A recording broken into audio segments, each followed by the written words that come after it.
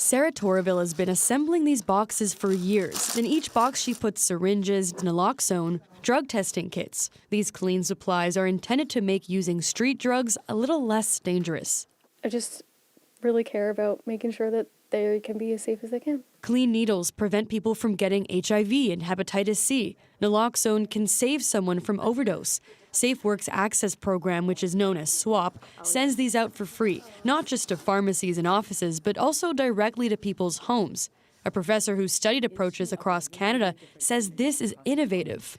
And that's actually a model here that I think the rest of the country can learn from, because in a lot of parts of the country, we're not doing a great job of actually addressing rural and remote communities and making sure that their needs are met. Other areas of the country have focused on creating safe consumption sites for drug users in bigger cities, but that doesn't help people living in the many small communities in Newfoundland and Labrador. So having a discreet package delivered makes it accessible so that they don't have to be seen going out and accessing it from a certain point where people know there's supplies available.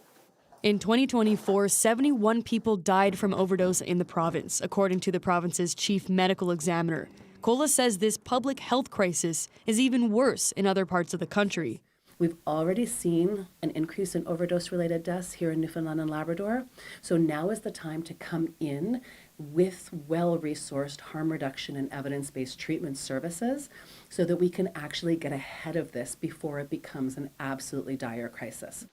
Resources like these supplies could lower the chance of overdose, lessen the weight on the healthcare system. Torreville says her relationship with clients makes her and other workers like her that first step toward recovery. People can come here looking for support to, get into a rehabilitation facility or like help with reducing or stopping their drug use.